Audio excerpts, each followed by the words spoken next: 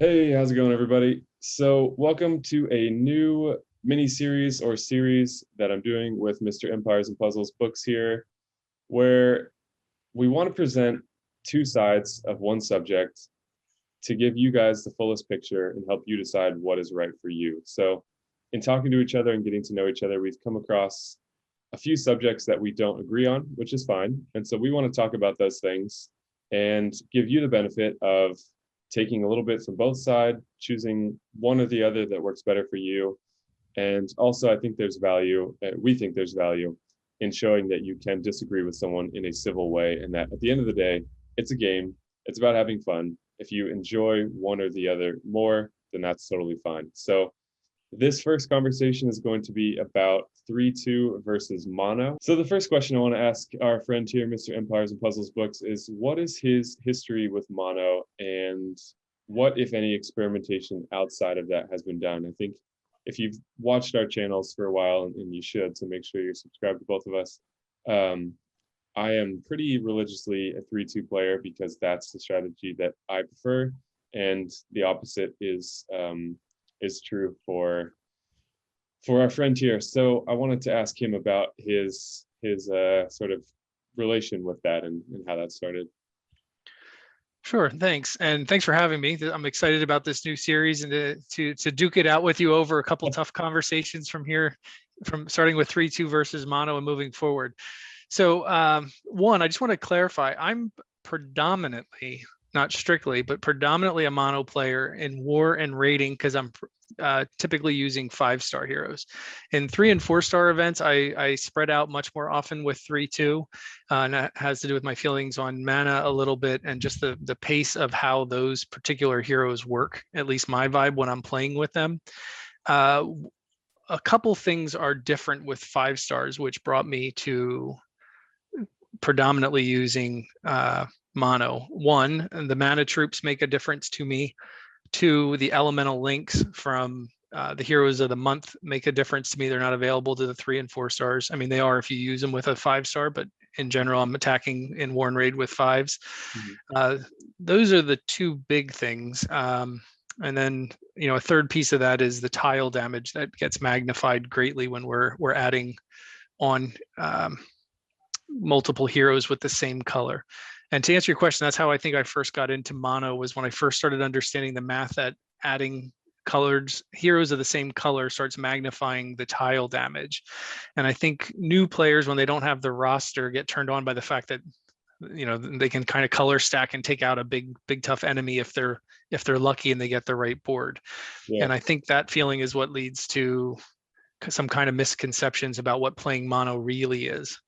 Yeah, for people that may not have seen it, because this is something that I watched and found interesting, you did a video probably a few months ago now, maybe 6 months ago, I'm not sure, where you did a pretty painstaking experiment showing how damage increases as you add additional heroes of the same color. And it seems like it maybe starts linear and then becomes exponential. And my recollection, correct me if I'm wrong, was that by the time you added the 5th hero, you were doing about 7 times the damage of a single hero, I think it was. Yeah, that is roughly how the math works out. So what happens is if you look at the damage equation and how, we have attack stats that are going against enemies' defense stats. If you look at the damage equation, there's an exponent in there after you deal with the fraction of attack and defense. So what gets interesting is every time we add a hero of the same color, the tile damage adds up the attack stack of all heroes of that same color.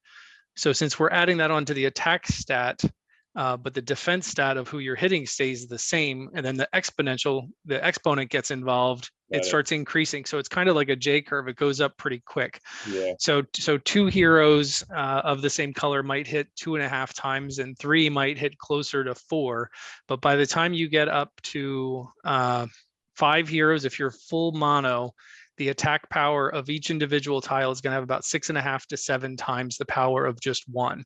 So it is a way to, realistically, if you're going into a fight with 5 guys, wouldn't you like to take 6 or 7 guys with you? It's just a way of getting an overwhelming advantage.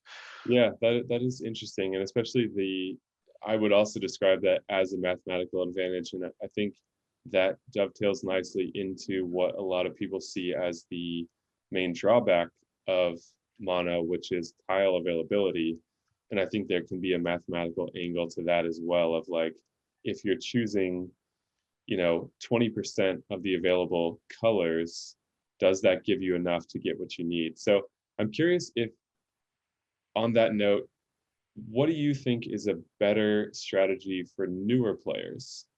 Because I think a lot of these team compositions, especially 2-1-1-1, as you've talked about in other videos, can be really good if you have a really stacked roster and you can build these really intentional teams. But what do you think is a better strategy for newer players? Or do you think there is one that is predominantly better?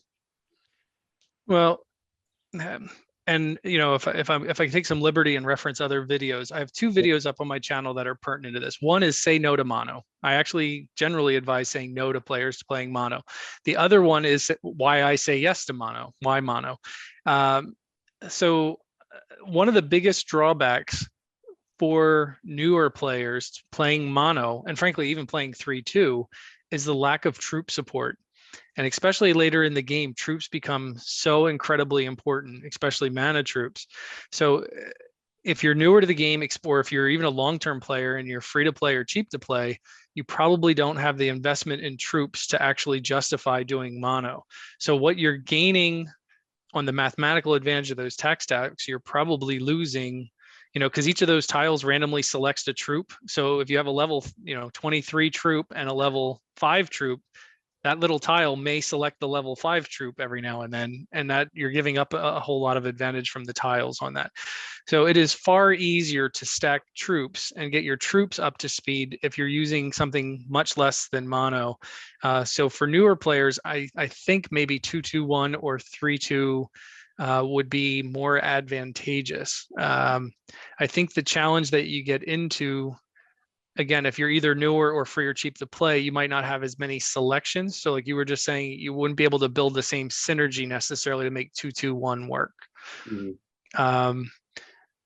The problem, I think, with mono for newer players is it's kind of seductive, right? You throw 5 on there and you suddenly realize that your Little John and your Skittle Skull combined with 3 other heroes that are actually decent on attack suddenly have this power. And it becomes a slot machine. And I think that's what gives mono a bad name, because you're like, well, I can kill a 4,800 team with my 4,300 TP team. Mm-hmm. I just need 12 tiles on the board of my color and they're destroyed. Yeah. And that's an attack strategy. I mean, part of the game has a gambling element to it, but that is not why I mono. Yeah. There's a lot of interesting things in there. The first one that came to mind was that you mentioned troops being really important. I do remember you mentioning that in the video that you're talking about. And the interesting part is that I feel like most people, when they do get the troops in the roster, from what I've seen at least, this is not that I've actually sampled, but from my recollection of what I've seen, a lot of people tend to move away from mono at that point, which is interesting. And I think a lot of people, when they don't have the heroes, go for the gambling angle and throw as much on there as possible. I think that's where the approach that you take to mono is quite different, because I don't see, there is reliance on only one color, so that's always true for mono, but I see more intentionality around, if I can get, like your green team, for example, you're like, if I can get 3 matches, I can almost always win because I can do a lot of damage at that point. So that's a team that has strong intentional synergy. It's not just 5 green heroes. So yeah, it is an interesting thing to think about. And maybe this is a good time for me to segue into why I approach it the way that I do. And there's one thought I want to come back to after that, which is kind of how I view things overall. I think we had fun positioning this as the adversarial thing, but as was clear in the intro, that's not the deal. Yep.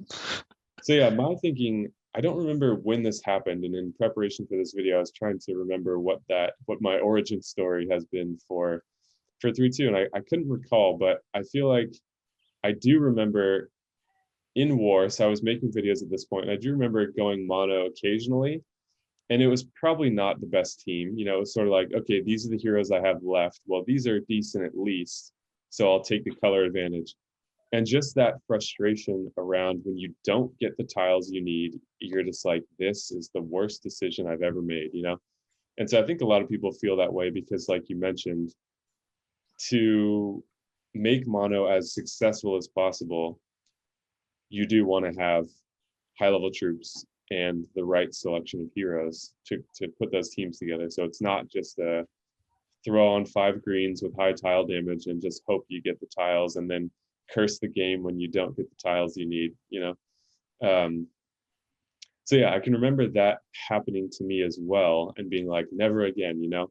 But the way that I've sort of moved, and this is something we've talked about at another time too, which is kind of like, I've always wanted to find what I think is the right answer because I'm one of those people that believes that if you can get enough data, there is something that probably has a particular advantage. You know, if you can calculate enough. I don't know that I'll ever be able to figure that out or that I even care to do that anymore. But the way that I've moved in this process is, and what I really enjoy about 3-2 is I think of it as 2 mini teams.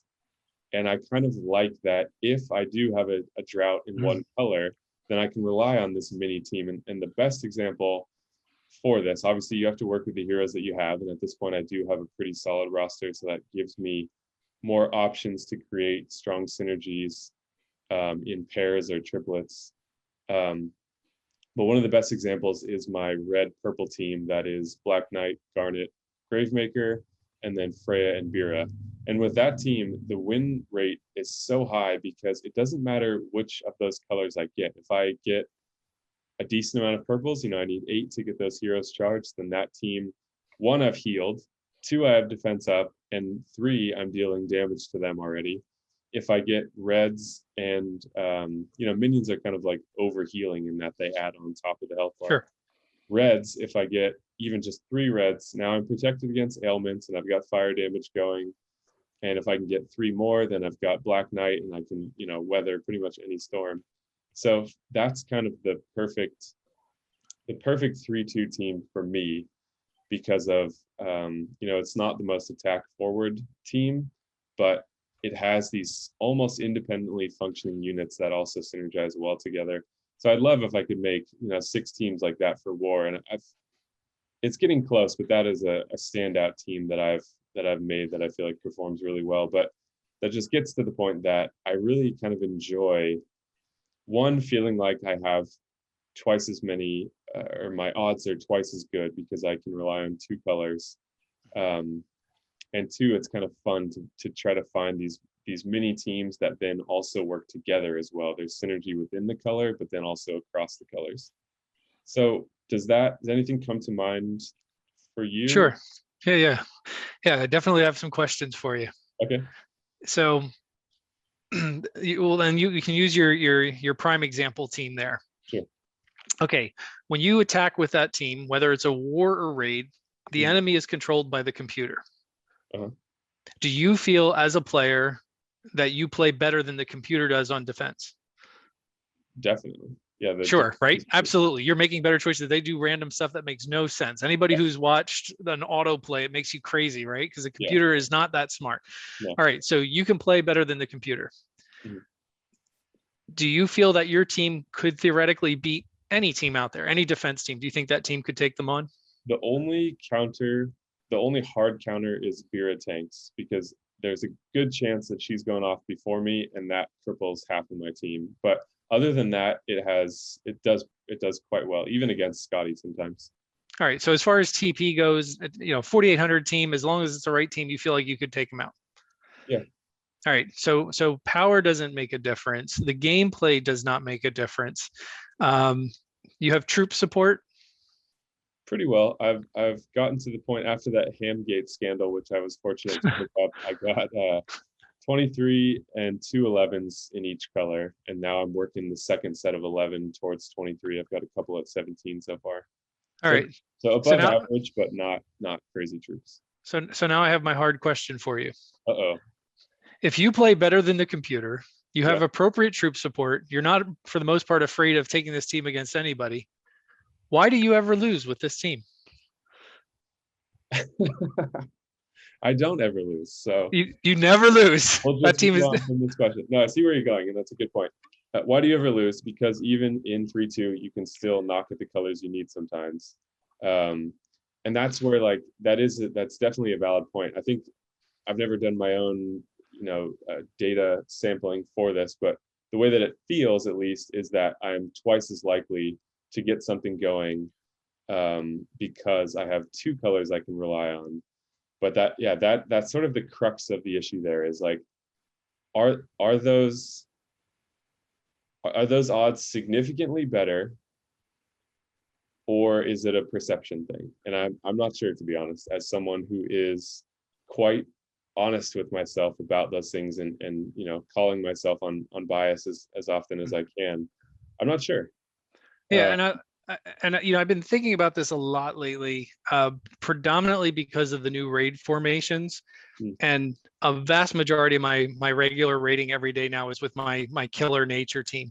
And I used to refer to it as my 9-tile killing team, and it actually isn't. It's a 7-tile killing team. And it has to do with the nature of the relationships of the mana nodes on the hero, the troops that I'm using. But 4 of my 5 are fully manned in 7 tiles. And that's super important, because 7 tiles is actually just 2 matches. If one of them is a 4, or, and this has been very fun for me to do, I have actually another option, which is every other color on the board now, because if I get 2 regular 3 matches of nature tiles, that's 6. But if I can make a diamond in any color next to just a single hanging out nature tile, because whatever we pick, we sometimes have those random ones sitting on the board. I have often been able to make a diamond a dragon tile in another color and just pop that one, and I get mine up. Yeah. So 7 is an important number to get to. But there's another reason, and you're going to love this, why 7's an important number. With the evidence that you've seen and through your own game play, do you accept that the starting boards are in fact random? I think so. Yeah. So, and I've done extensive testing on that. The boards are pretty much random. How many tiles are on a starting board? 35. And if they're randomly, equitably distributed, it's 7, right? So, and my math is shown over time, after hundreds and hundreds of documents. I did 2 studies. The largest was 350 starting boards. Mathematically, over time, you are going to average out to have 7 tiles of each color. Now, you're going to have those gift from God boards where you have your colors are everywhere, and that's what people think mono's about. You just wipe everybody out in 2 moves. And then you're going to have those boards that have no tiles, and you have a few moves to shake it up. And if you don't, you're going to lose. But 3-2, you're going to lose too if you can't shake it up. But if I get my mana troops to where I need to in each color, and I get the mana nodes on my heroes that I can get everybody fired up in 7, on average, I'm going to get the tiles that I need. And that's why that team wins a predominant number of its battles. Now, you can all laugh at me today because I posted my war video today, and I open up with my green team now. And I started with, I think, 8 tiles. I made a connection right away, and I still lost that. I played too fast. I don't know what I did. I have to go back and look at that video. But somehow I allowed victory to escape my hands. But right now, I don't know where I'm at now. But when we started this video, I was global 1. I tend to race up there on a Sunday. And I have done all of my fighting today with that nature green team. Double formation gives a huge advantage to those. I think we'll have to do another video talking about formations and sure. Yeah, the formations make it truly killer. So I've been working on the most logical thing I could think of to work on. I'm actually duplicating that nature team. I just recently maxed a second Evelyn and a second Toxicandra, and I got Frigg and Costume Elkinen, a second one's up to 370. So they're waiting for tonics. Now the Hatter, who's my only average hero, he gets bounced sometimes for Francine because she's fast. Now she's still an 8-tile hero. She's not down to 7.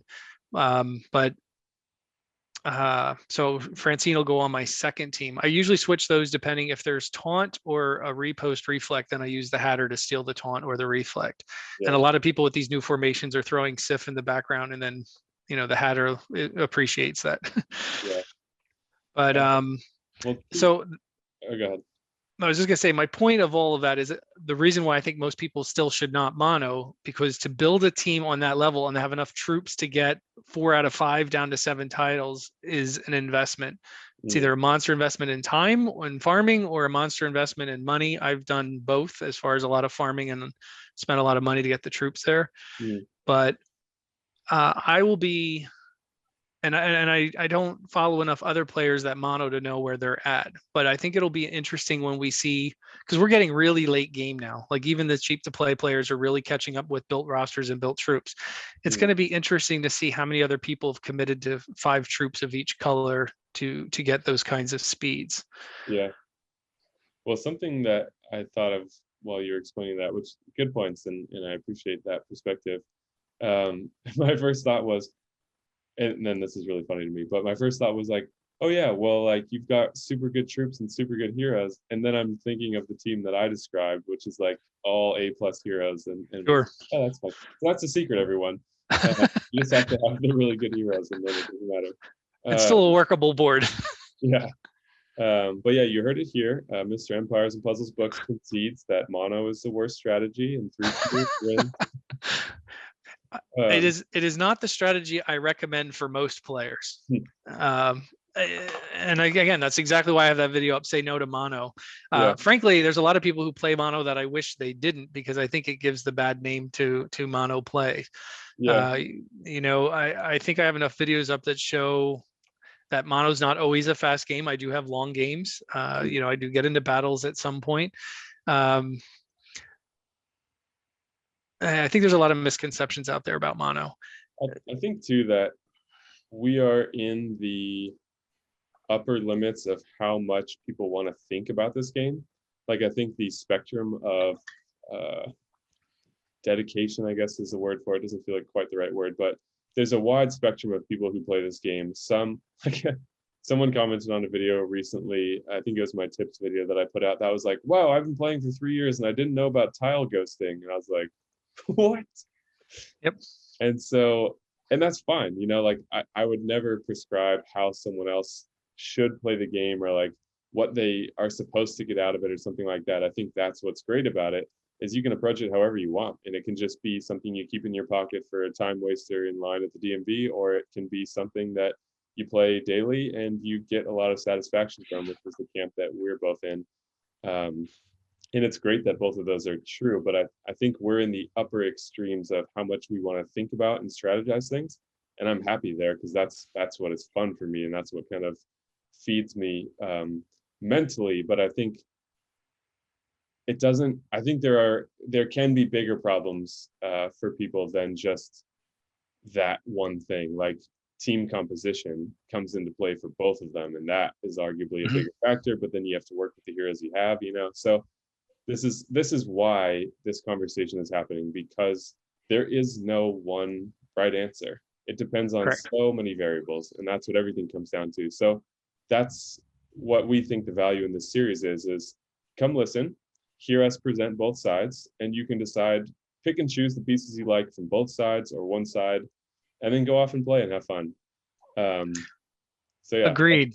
And you know, if I could say one other piece on here. Yeah, I've got a few questions I want to come back to still. I just want to reiterate that. Neither 3-2 or mono are religions. You don't need to carry them around like a Bible and beat somebody who's not believing your side.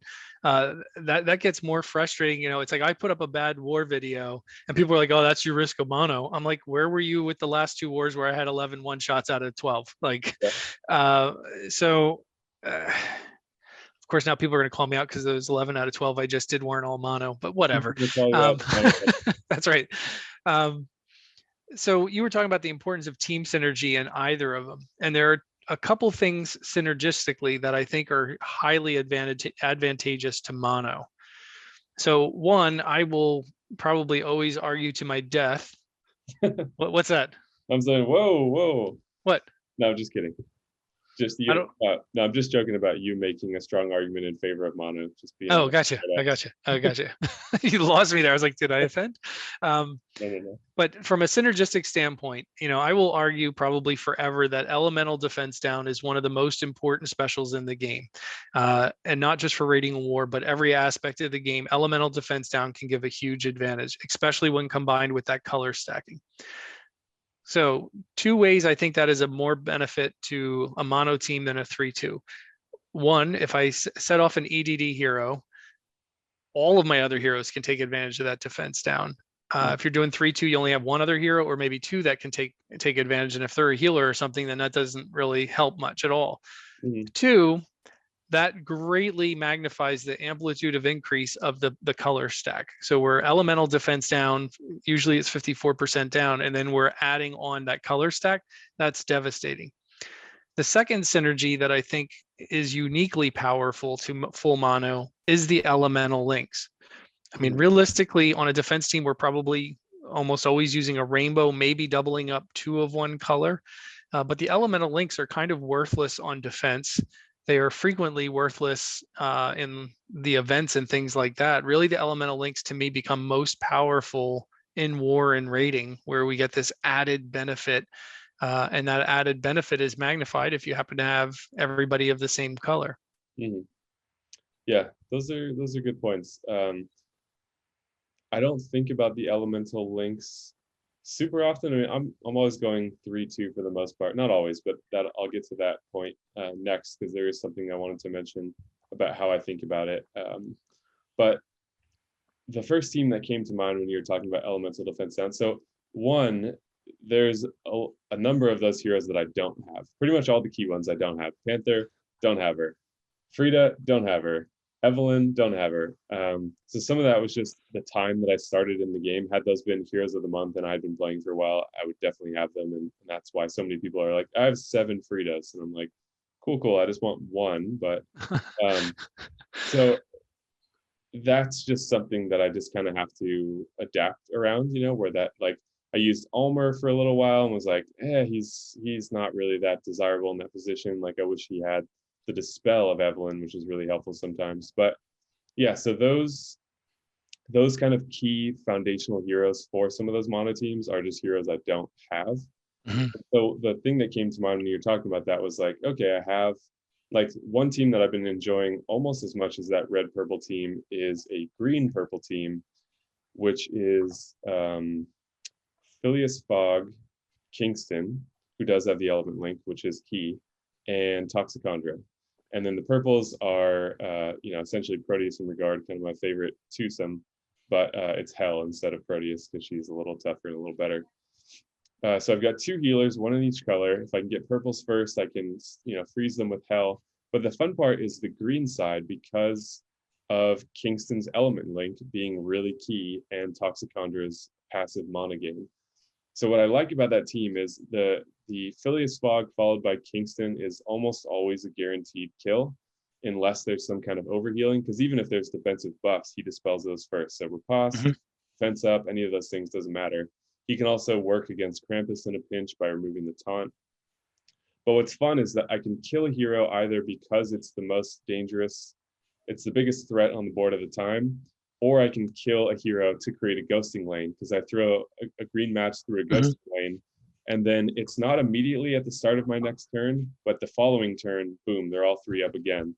And Kingston helps with that by giving his element link for boosted mana. If I had better troops, it might happen all in one turn. I haven't done the math on that. So he's a key part of that. I couldn't just put Liana in place of that, I don't think, and get the same effect. So that's a situation of elemental defense down being totally crucial and element links being crucial. And it happens that I don't have some of those same heroes to allow a different format of that to exist. Sure. And if you are not aware yet, and I know you do a lot more of the advanced hero videos than I do, but there is an upcoming 4-star dark hero that will be EDD for dark. So yeah, all of you that are floundering around waiting for Panther, I can appreciate what a pain that is. And they keep adding challenge events, which push how often we see the opportunity for Panther further and further away. I don't know if did I ever tell you my story of how I got Panther? No. I chased Panther really hard. Like early in the game, when I realized how powerful elemental defense down was, I spent a fortune on Teltalk and chased Panther and did not get Panther. And a few months later, Teltalk came around again. I'm like, I'm not doing this again. I did a 10 pull and I got 2 Panthers. that was a similar situation for me with Garnet, where I was like, all right, I'm gonna spend and I'm gonna try for Garnet, and I did. and I got mica, I got cobalt, I got onyx, I then got a duplicate. And then I was like, I'm done.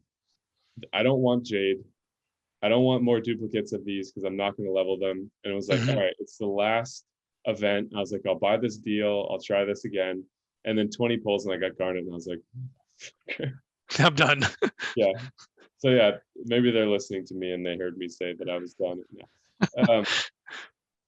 Yeah. So Sergi, when I saw Sergi coming up, I got super excited in the video because I was like, first of all, elemental defense down to all. So that doesn't help you with titans or events, but like for rating and stuff, elemental defense down to all at very fast speed, even without a mana troop.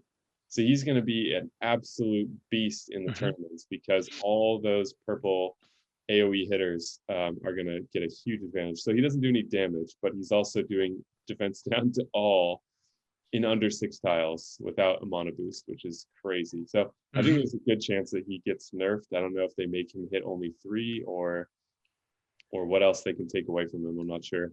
And I even had someone in beta check like, all right, if I go full defense on his stats, what's he going to look like? And he's pretty close to a 5-star hero at that point, a sort of an unemblemed 5-star hero, but yeah, pretty impressive. So that'll be nice. Oh yeah, so the one point I wanted to come back to when we were talking about, you said none of these things are a religion and you don't have to go around, attacking people about it. I think that's a great point to make. And the way that I think about it, so, for the purpose of this video, it's a much better argument and conversation when you make it this versus that, 3-2 versus mono. But ultimately, the way I think about it is as a sliding scale, where there are plenty of times where in the tournaments, especially 3-star and 4-star, I don't have emblems on any of those heroes. I don't think I put a few emblems on Kvasir before this pending tournament because I'm like, I might as well give him a little bit of a boost as a tank, and it's it only cost me 40 emblems or something. But there are plenty of times in the 3-star and 4-star tournaments where I will go 4-1. And why will I go 4-1? Because I'm like, I really need to kill this tank before anything happens, and I want to add a little bit of extra power to my tiles. So that is a situation where I'm like, I'm going to throw Little John on there because his attack stat is high, and just hope that helps out. But sometimes that's all you can do in those situations when you're totally outclassed with emblems. So I think it does let you hit above your weight. It is a gamble, but that gamble is my best option at that point when I just don't have the hero power to match the full 100 emblem teams. So I'm curious to investigate 2-1-1-1 a little bit more as I get even more roster depth. I've got the mats to ascend 7 more 5-star heroes. I've just been trying to decide on who. But I think I'll be more open to exploring that when I have more choices of kind of all-star heroes for those synergies. But yeah, that's my biggest point, is that predominantly in wars and rating, 3-2 is what feels comfortable to me.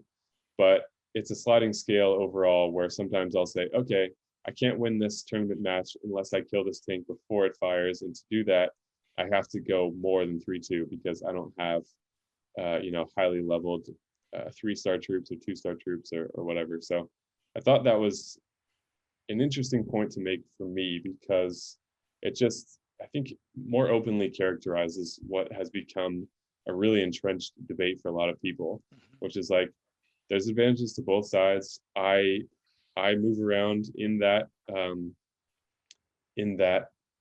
guess you could call it a tile damage spectrum a little bit, depending on what the needs are. So there's no reason to only look at one as being the best. And I think that is hopefully what we're achieving in this video, is there's value across the board, hear both sides, pick and choose what you like.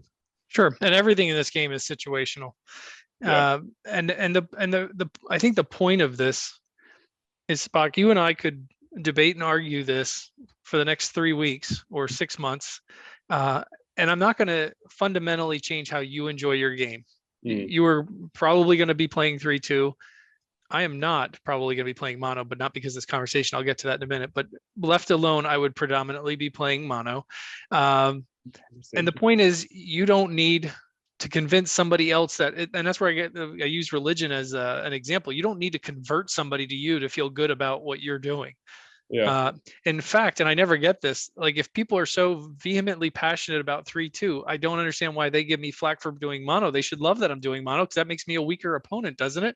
Or are you afraid of my mono team? Yeah. So let people alone, let them deal with their thing. You can enjoy a friendly debate like this or talk about the benefits. There's good points being made on both sides.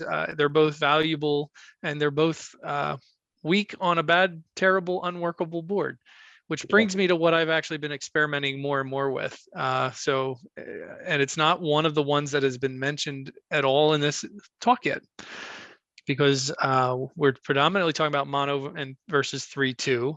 Spock has mentioned the 2-1-1 and the 2-2-1, and he's even referenced in his 3 and 4 stars that sometimes he goes 4-1. But I have been thinking long and hard about my attack strategy ever since the Jabber J interview. Rainbow, there you go. And I've been thinking about my attack strategy. I specifically been thinking about it in the current meta. I've been thinking about it with folks like yourself, and I have alliance mates and leaders that comment frequently about take 2 healers, take 2 healers. When Error 4T did my war hits a few weeks ago, when we tag teamed, when he was looking at my roster in advance, he's like, you have this huge roster. He's like, you don't have enough healers. I'm like, I have a lot of healers, but they're not. I know what he was saying. I don't have a lot of the 5-star healers that are maxed and have a lot of emblems. I don't even usually over emblem my healers.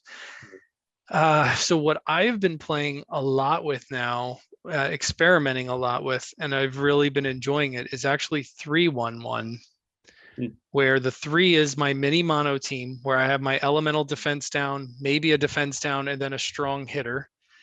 And both of the 1s are actually fast healers. So I've been using Toxicandra and Garnet, which is an awesome pair because one prevents ailments and the other one removes them. One's ninja, so she's very, faster than very fast, and the other one is fast, but with a mana troop, she's even faster.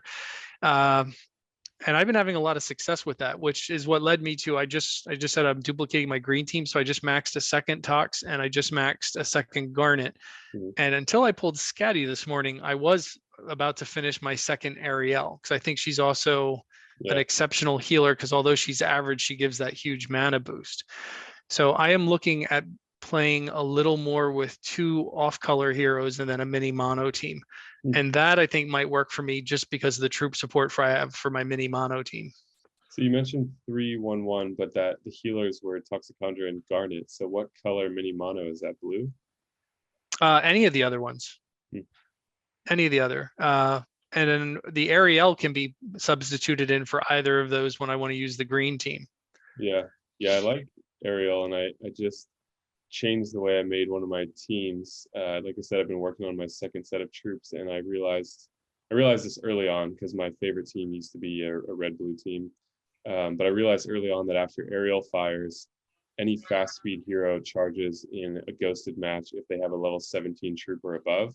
Huge difference. It's magic when it happens. So I used to have Finley in that spot and would just get Finley going again. And if the buff they had was still there, he would just absolutely wreck them after that. So yeah, they're and those are options that a lot of people would say, God, I wish I had one of those, So we are in a fairly privileged position to have at least one of each of those heroes. I've pulled 3 Ariels, I think, and I've only leveled 1 so far, but 1 Toxicandra, 1 Garnet. Would love another Garnet. I think one of my favorite pairs in the game is Garnet and Black Knight.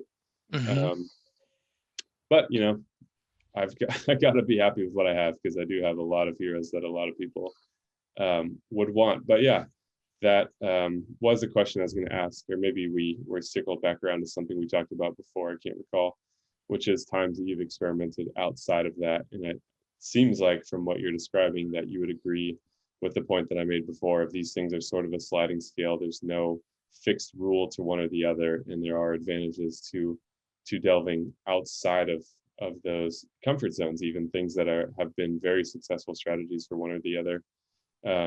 So I think I would say that's probably a good point to wrap. I feel like we've covered this thing pretty thoroughly, and I think if you are someone who's been trying to figure out what side of this you're on, hopefully we've shown you that there aren't two sides to this, that it's a spectrum.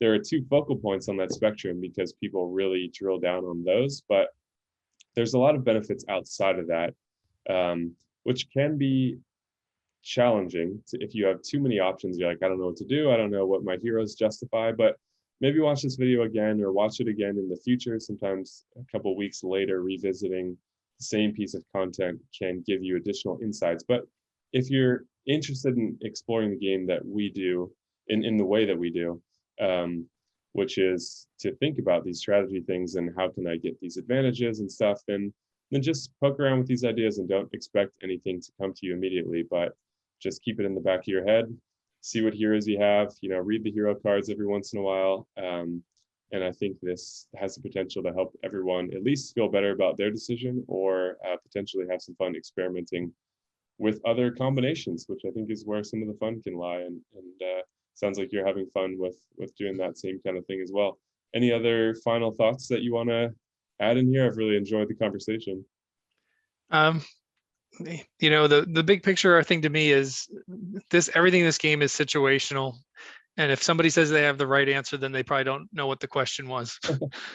I mean, everything's situational. I think a well-versed player would keep mono and 3/2 in each holster and be ready to draw them when they think it's going to be most appropriate. And RNG will still kick our butt every time, depending on the board. Yep. Yeah. Luck will always be there. You can take some steps to minimize it, but it's not going anywhere entirely. All right. Well, thank you guys so much for watching. Make sure you are subscribed to both of our channels. Please hit the like button on this video. It helps other people find it. And I think this is a conversation that is just good for the community. So I think more people finding it is a helpful thing. So hopefully you enjoyed that. If you did, leave your support in the comments section down below. Again, make sure you're subscribed to both of us. Thank you guys so much for watching, and we will see you in the next video.